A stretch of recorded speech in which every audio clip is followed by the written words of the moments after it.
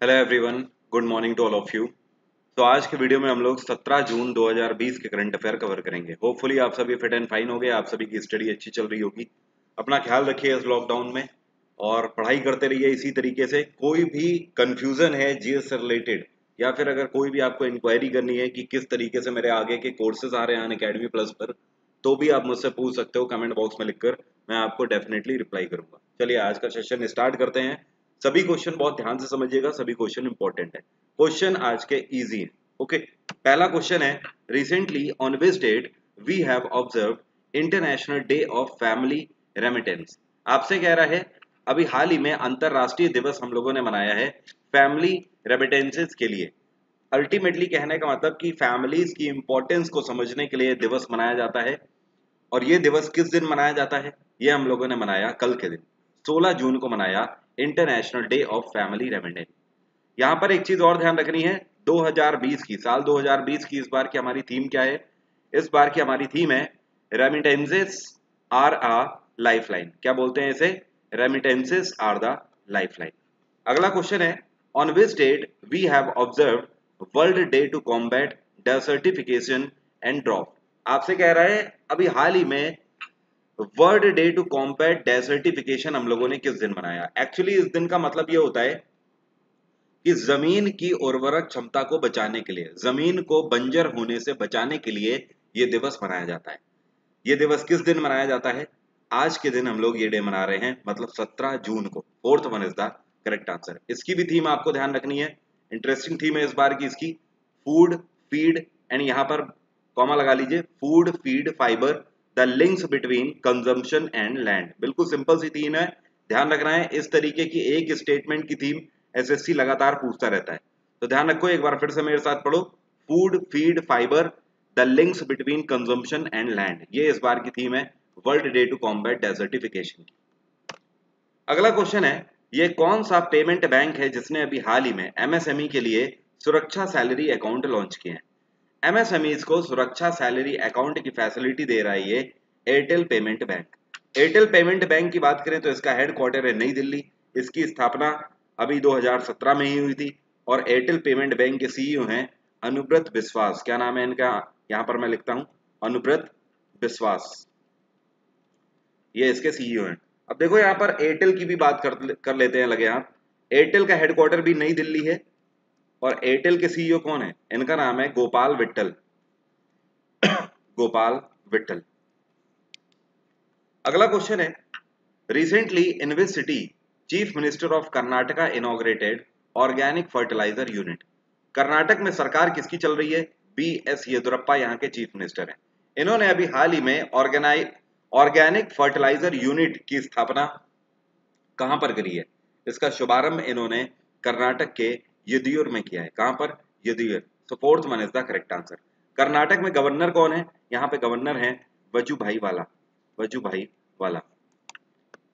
अगला क्वेश्चन है, recently who launched e office application for CGST and customs offices across India. Question का मतलब पहले ध्यान से समझो क्या बोल रहा है।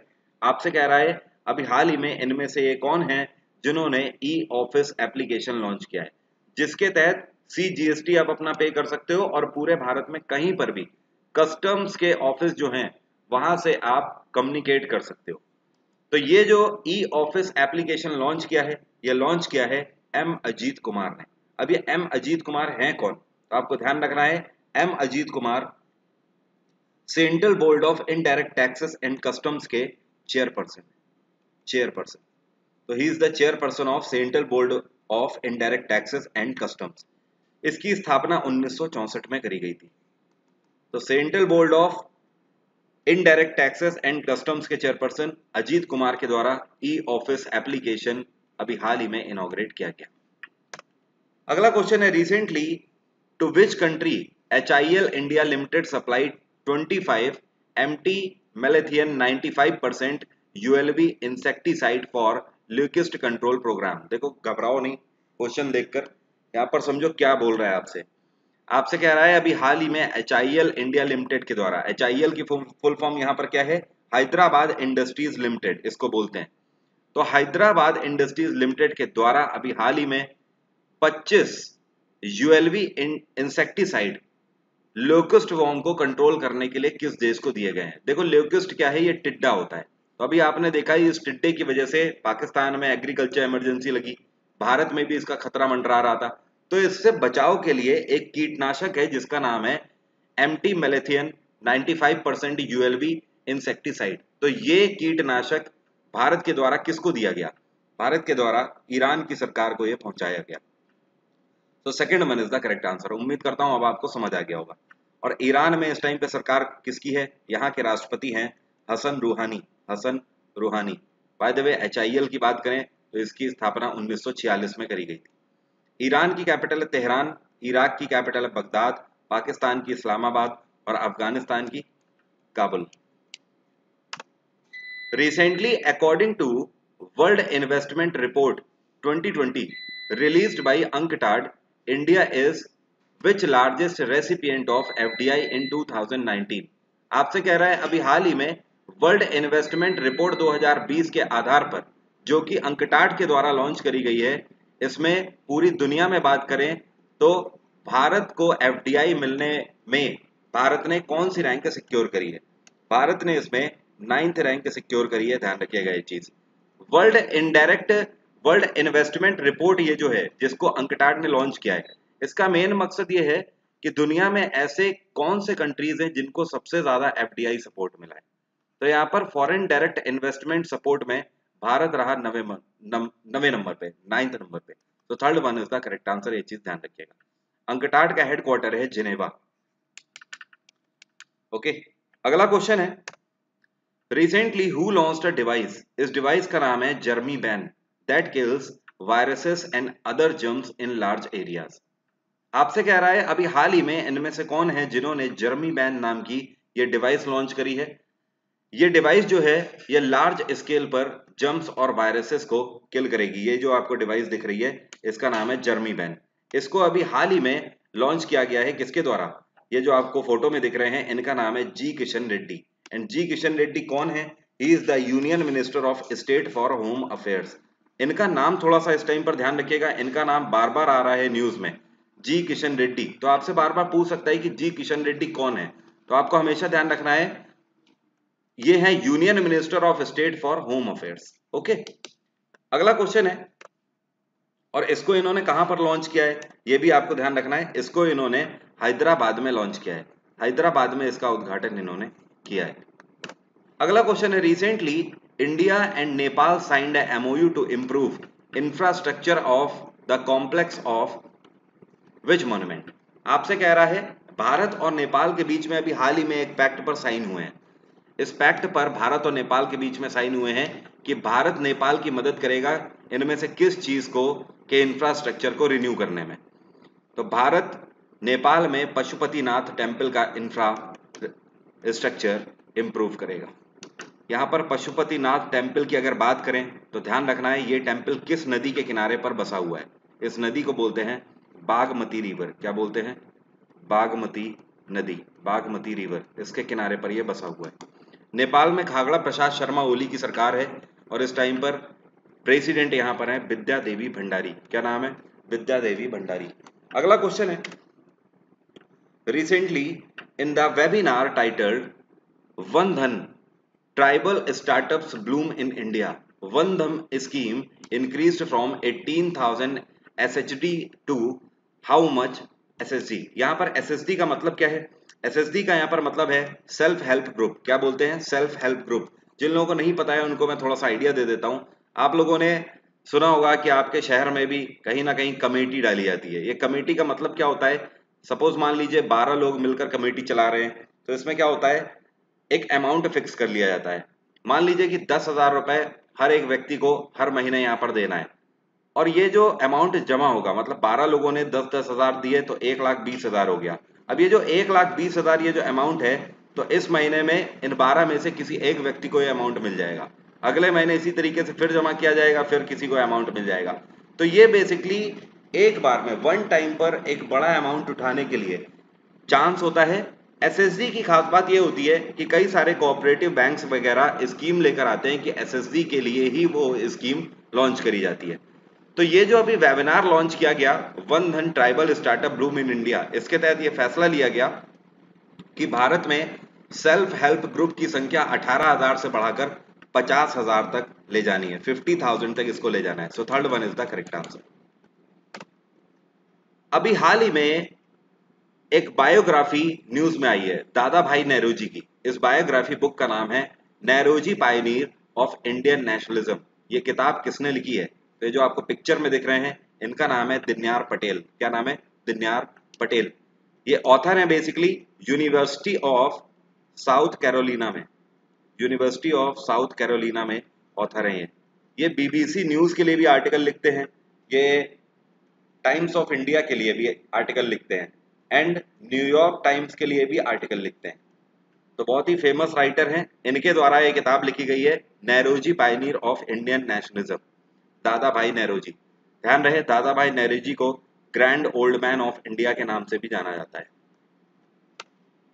Recently which country has become the founding member of global partnership of artificial intelligence? अभी हाल ही में आर्टिफिशियल इंटेलिजेंस के फाउंडिंग मेंबर के रूप में कौन सा देश उभर कर आया है? ये है भारत। भारत बना है founding member of global partnership of artificial intelligence. ध्यान रहे इसका एक ही मकसद है कि आगे चल के आर्टिफिशियल इंटेलिजेंस की मदद से इकोनॉमिक ग्रोथ को बढ़ावा देना, इनोवेशन को बढ़ावा देना और टेक्नोलॉजी डाइवर्सिटी को बढ़ावा देना।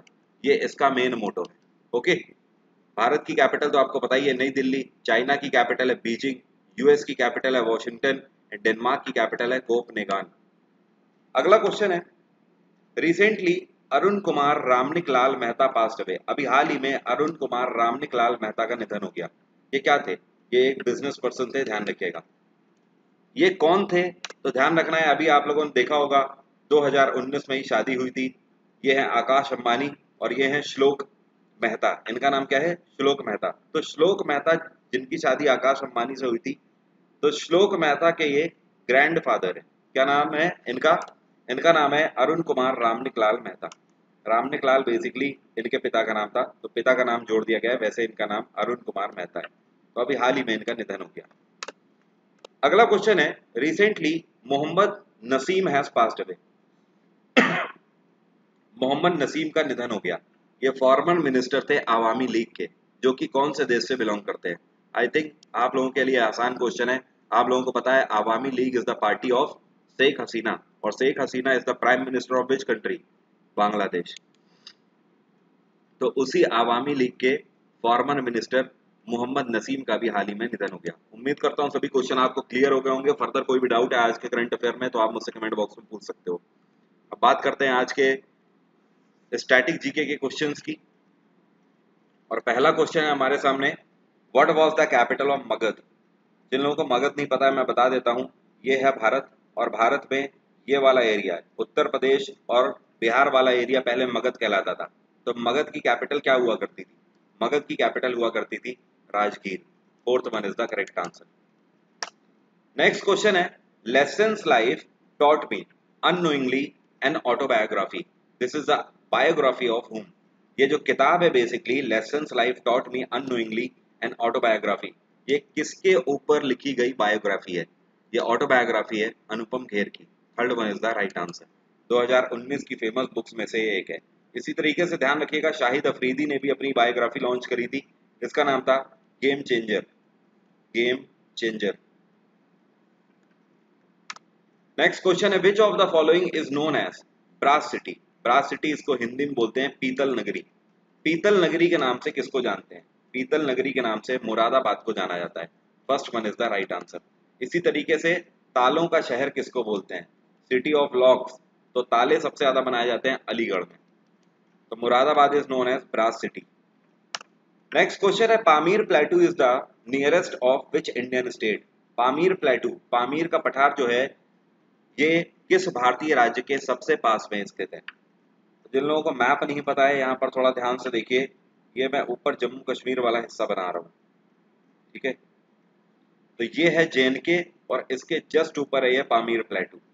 ये है पामीर प्लेटू, तो it is the nearest प्लेटू towards the JNK. तो जेएनके के सबसे पास का प्लेटू है, पामीर प्लेटू के नाम से जिसको जाना जाता है। ध्यान रखिएगा, पामीर प्लेटू का जो लेफ्ट हिस्सा है, यहाँ से जो रेंजेस निकलती हैं इसको बोलते हैं हिंदू कुश माउंटेन रेंजेस। क्या बोलते हैं? Hindu Kush mountain ranges. अगला क्वेश्चन है, Google has launched it's first artificial intelligence lab in which country? Google ने दुनिया की पहली आर्टिफिशियल इंटेलिजेंस लैब कौन से देश में इनॉग्रेट करी है? गूगल ने इसको इनॉग्रेट किया है घाना में। कहां पर? घाना में। ध्यान रखना है, दूसरी आर्टिफिशियल लैब भी गूगल लॉन्च कर चुका है भारत के बेंगलोर में। घाना की कैपिटल है अक्र, भारत की कैपिटल है नई दिल्ली, कुवैत की कैपिटल है कुवैत सिटी, नॉर्वे की कैपिटल है ओस्लो। अगर आपको लगता है कि आप जीएस मेरे साथ प्रिपेयर कर सकते हो, अगर आपको लगता है कि मैं आपकी तैयारी जीएस की पूरी करा सकता हूं, आपको मेरा पढ़ाया हुआ समझ आता है, तो डेफिनेटली आज ही आप अनअकैडमी प्लस ज्वाइन कर सकते हो। ये मेरा वादा है आपसे, इवन वादा ही नहीं दावा है कि आप एसएससी के किसी भी एग्जाम में 70% से ऊपर परफॉर्म कर ले जाओगे इजिली। आपका लेवल कितना ही कम क्यों ना हो, ये मेरा आपसे प्रॉमिस है। अगर आप प्लस पे आते हो तो वहां पर मैं आपको इतना प्रिपेयर कर दूंगा कि आप 70% से ऊपर स्कोर कर लोगे। प्लस पर सब्सक्रिप्शन के लिए ये मेरा डिस्काउंट कोड वरुण 777, इसका अगर आप यूज करते हैं तो जो भी डिस्काउंट होगा एग्जिस्टिंग, उसके ऊपर एक्स्ट्रा 10% डिस्काउंट आपको अनअकैडमी पर मिल जाएगा। इसका यूज आप सिर्फ एसएससी के लिए ही नहीं, आईबीपीएस, यूपीएससी, स्टेट पीएससी सभी के लिए कर सकते हो, आरआरबी, एनटीपीसी के लिए भी। Thank you so much, have a nice day, take care, bye bye. Video अच्छा लगा है तो इसको लाइक कर दीजिए और शेयर कर दीजिए। कल सुबह 6 बजे फिर से मुलाकात होगी। Thank you everyone.